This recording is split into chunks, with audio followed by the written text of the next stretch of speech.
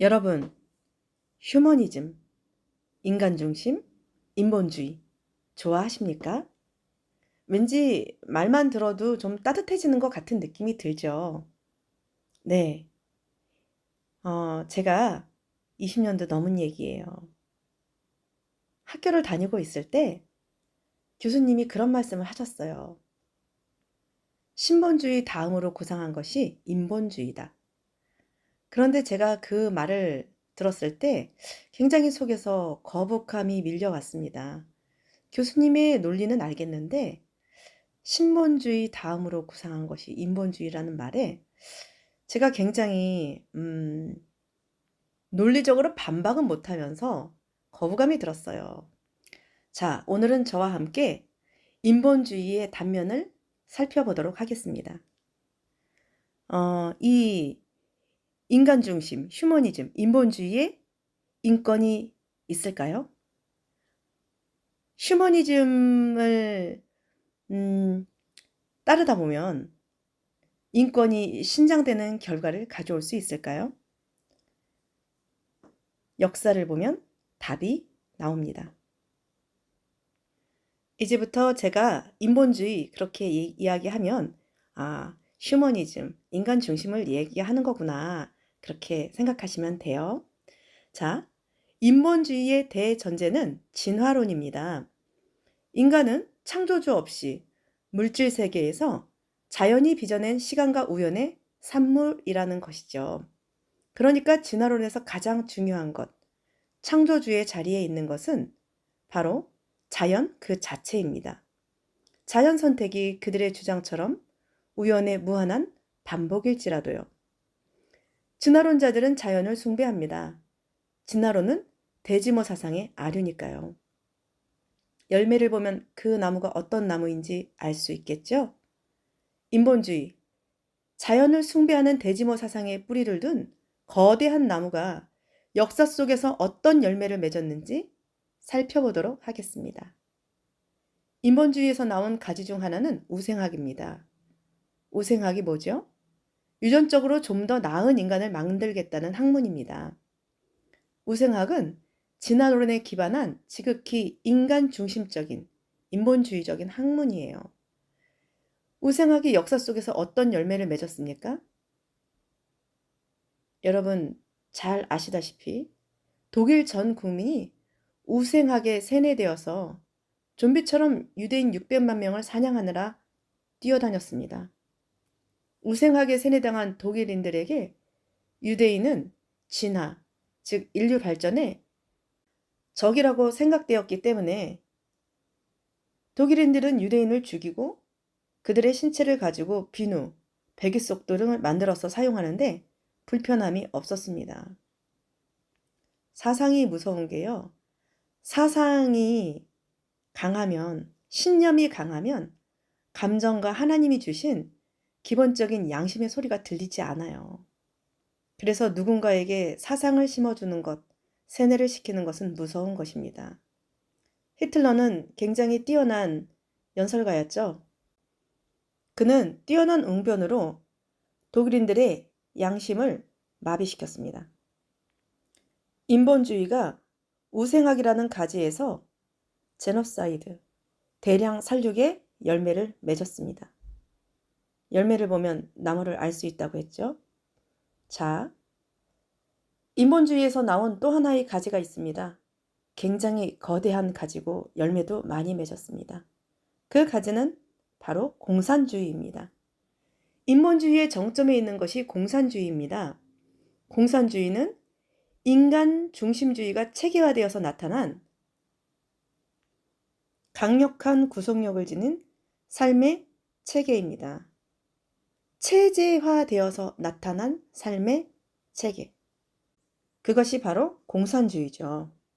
공산주의는 물질을 만물의 척도로 삼습니다. 공산주의자들에게 하부 구조인 물질은 상부 구조를 결정짓는 결정적 요인입니다.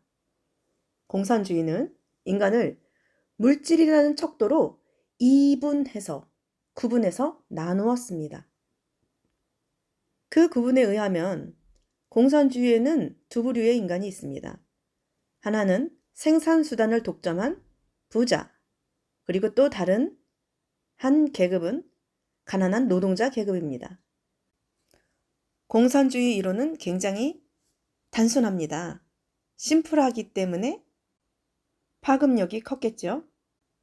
공산주의는 물질 분배를 정의라고 생각했고 생산수단, 즉 부와 지식의 소유자인 기득권을 죽이고 그들이 가진 것을 빼앗아서, 즉 물질을 빼앗아서 가난한 노동자들에게 분배하는 것이 정의이며 그것을 공산당이 실현한다고 믿었습니다. 그러기에 공산자들은 살육과 강도질에 아무런 양심의 가책이 없었어요. 말이 좋아서 플로레타리아 유혈혁명이죠. 사실은 자신들의 신념을 폭력과 살육으로 관철하는 것 아닙니까? 분배가 정의이다. 정의는 분배다. 여러분도 동의하십니까? 그렇게 생각하신다면 여러분도 대지모 사상의 아류인 공산주의, 즉 물질주의에 세뇌된 것입니다. 누가 선하고 누가 악합니까? 아니, 애초에 선과 악은 그들에게 중요하지 않습니다. 그들에게 중요한 것은 소유, 생산수단, 물질, 그냥 물질이니까요. 이렇게 단순한 흑백 논리, 물질 만능주의에 매몰된 20세기 광란의 사륙이 허울 좋게 평등, 평등, 평등, 평등이란 이름으로 그리고 평등을 실현하는 공산주의라는 이름으로 1억여 명을 희생시켰습니다. 제가 북한학 전공했어요. 그래서 그 북한과 관련된 도서들을 좀 보다 보면요. 평등, 사랑, 평화 이런 말들이 많이 나옵니다. 어떻게 북한에서 그런 말을 쓸 수 있죠? 굉장히 아이러니하죠? 인본주의의 정점에 있는 공산주의는 그렇습니다. 평등을 위해서 모조리 죽여버리고 그런 유혈혁명 후에 강력한 공산당을 하나 세워서 그들의 통치를 받고 노예화되는 것. 물질과 인간의 노예가 되는 것이 공산주의니까요. 열매로 그들을 안다고 그랬죠? 공산주의란 열매는 인륜도 도덕도 없는 집단 강기와 사륙이었습니다. 그들은 자신들의 부모와 형제자매, 선생님과 이웃, 생산 능력이 없는 노인과 장애인을 죽이면서 기뻐했습니다. 물질 분배의 정의를 몸소 실현한 것에 심취되어서 인간성, 하나님께서 주신 양심을 잃어버렸어요. 공산주의는 인간을 신성시하는 신앙으로 발전했습니다. 그 중심에 스탈린, 마오쩌둥, 김일성 같은 걸출한 사륙기계들이 자리하고 있습니다. 저는 많은 구체적인 역사적 증언을 알고 있습니다. 문화 대혁명 때는 10살도 채 안 된 어린아이부터 10대 전체가 공산당의 지시에 따라 선생님과 이웃과 가족들에게 만행을 저질렀습니다. 중국의 한 마을에서는 공산주의에 심취한 마을 사람들이 그들의 이웃을 일주일 동안 먹었습니다. 아이러니하게도 인간은 인본주의, 휴머니즘에 충실할 때 인간으로서의 존엄성을 상실합니다. 진화론에 기반하면 인간에게는 산술적 가치밖에 남는 것이 없기 때문입니다. 산술적 가치로 보자면 인간 존재는 무가치한 거나 마찬가지죠. 개별의 가치가 없어지는 것입니다. 개인의 가치가 없어지는 거예요. 인권이 사라지는 시점이죠. 그때부터 인간은 인간에 대해서 말할 수 없이 잔인해집니다. 이성과 합리성을 가장한 마귀의 종이 되는 것입니다. 그런 일들이 최근에 또 일어나고 있습니다. 최근 들어 또다시 인본주의, 휴머니즘, 사람 중심은 거대한 가지를 뻗어서 사람들의 헤게모니를 장악하고 열매를 맺기 시작했습니다. 그 열매는 충격적이게도 연약한 사람들에 대한 자발적이고 합법적인 살인입니다. 그들이 대상으로 하는 것은 가장 작고 연약한 사람, 가장 약자인 태아입니다. 그리고 중병으로 고통당하는 사람들이고 장애인들이며 가난한 사람들입니다. 휴머니스트, 인본주의자들은 산하 제한과 자살 동료로 많은 사람들을 살육하기 시작했습니다. 그들은 자기 결정권이라는 자유에 변형된 요소로 여성들을 세뇌시키고 스스로 자신들의 뱃속에 자라나는 자녀들을 죽이도록 격려합니다. 자기 결정권.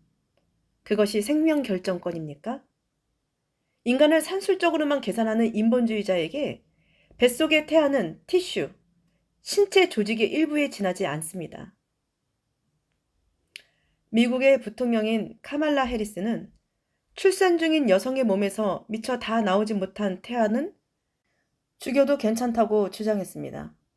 우리가 넋을 놓고 있는 사이 합법적인 살인의 범위는 광범위하게 확대되고 있습니다. 뱃속의 태아를 살해한 경험이 있는 모든 남성과 여성분들은 예수님의 이름으로 회개하십시오. 여러분들의 손에 가장 작고 연약한 인간의 피가 묻어 있습니다. 여러분이 죽인 작은 사람은 바로 산술적 가치가 없는 몸의 조직의 일부가 아니라 하나님의 형상입니다. 온 천하하고도 맞바꿀 수 없는, 모든 물질과도 맞바꿀 수 없는 존귀한 존재란 말입니다. 요즘 캐나다는 전화 한 통화만 하면 정부에서 안락사를 시켜주는 서비스가 있습니다. 캐나다의 의료진은 자신의 환자에게 존엄사, 자살을 권유하기도 합니다. 그리고 존엄사 처리가 된 사람들은 자연사로 기록됩니다. 자살이 존엄사라는 이름으로 그들이 제공하는 휴머니즘의 인권입니다. 정신적, 육체적 고통이 심한 약자에게 자기 결정권이라는 명분, 허울을 적용해서 자살을 독려하는 것이 인본주의의 합리성입니다. 전적으로 타락한 인간이 스스로 자신의 운명을 결정한다는 오만과 독선이 인본주의, 휴머니즘입니다. 전적으로 타락한 인간이 스스로 자신의 운명을 결정한다. 여러분, 북한의 주체사상 제일 첫 문장이 인간은 스스로의 운명을 결정할 수 있다입니다.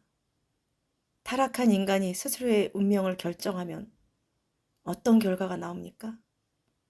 어떤 결과가 나올까요? 전적으로 타락한 인간이 자신의 운명을 스스로 결정하면 결과는 죽음입니다.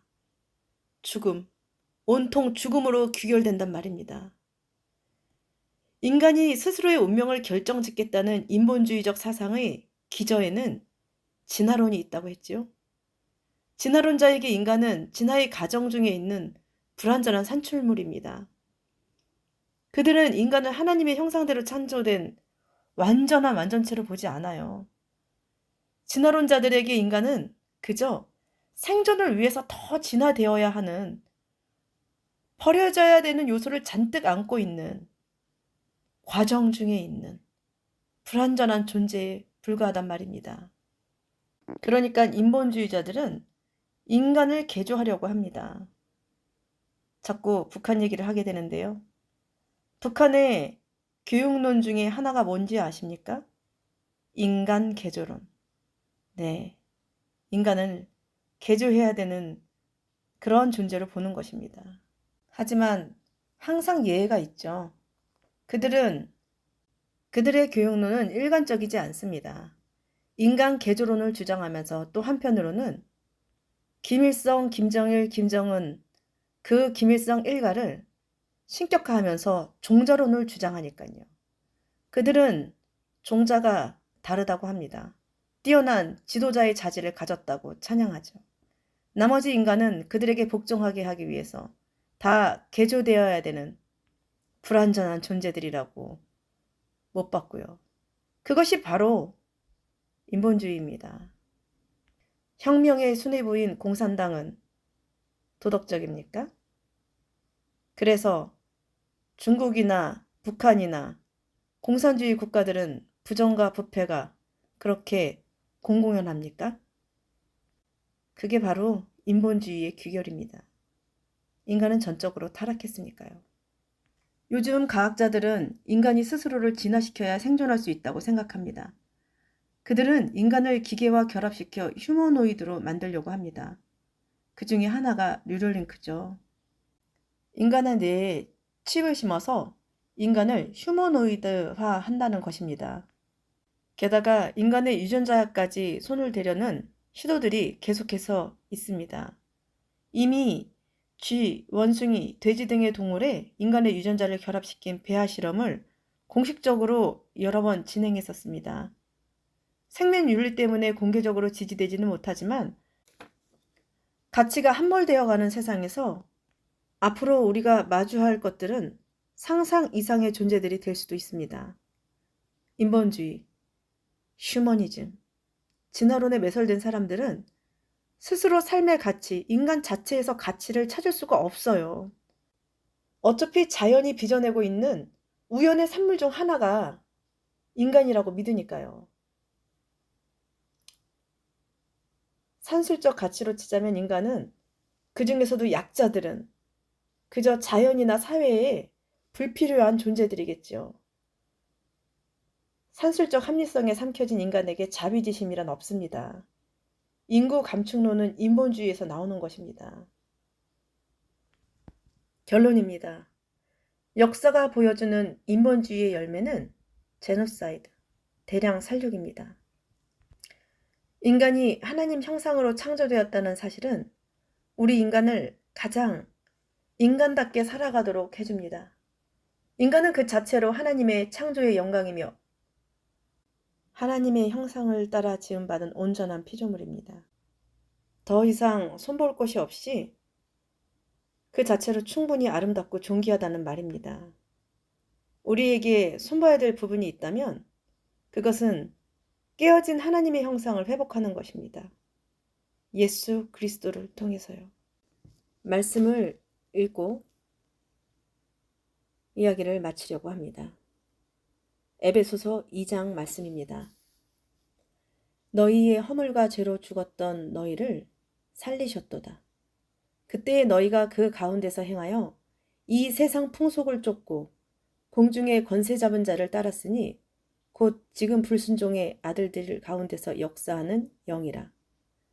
전에는 우리도 다 그 가운데서 우리 육체의 욕심을 따라 지내며 육체와 마음에 원하는 것을 하여 다른 이들과 같이 본질상 진노의 자녀이었더니 긍휼에 풍성하신 하나님이 우리를 사랑하신 그 큰 사랑을 인하여 허물로 죽은 우리를 그리스도와 함께 살리셨고 또 함께 일으키사 그리스도 예수 안에서 함께 하늘에 앉히시니 이는 그리스도 예수 안에서 우리에게 자비하심으로써 그 은혜의 지극히 풍성함을 오는 여러 세대에 나타내려 하심이니라. 너희가 그 은혜를 인하여 믿음으로 말미암아 구원을 얻었나니 이것이 너희에게서 난 것이 아니요 하나님의 선물이라. 행위에서 난 것이 아니니 이는 누구든지 자랑치 못하게 함이니라. 우리는 그의 만드신 바라 그리스도 예수 안에서 선한 일을 위하여 지으심을 받은 자니 이 일은 하나님이 전에 예비하사 우리로 그 가운데서 행하게 하려 하심이니라. 에베소서 2장 1절부터 10절까지의 말씀이었습니다. 여러분, 하나님의 사랑 안에서 자유하십시오. 그분은 여러분을 있는 그대로 받아주십니다. 그분은 여러분을 창조하신 하나님 아버지십니다. 그분은 여러분을 항상 따뜻한 눈으로 바라보십니다. 여러분들이 뱃속에 있는 아주 작은 아이였을 때도, 그리고 지금도, 병들고 아플 때도, 늙어서 기운이 없고 아무런 생산적인 능력이 없을 때도 하나님은 여러분을 사랑하십니다. 죽기까지 여러분을 사랑하십니다. 그 사랑 안에서 자유하십시오. 여러분은 그분의 자녀이며 존귀한 하나님의 형상이니까요.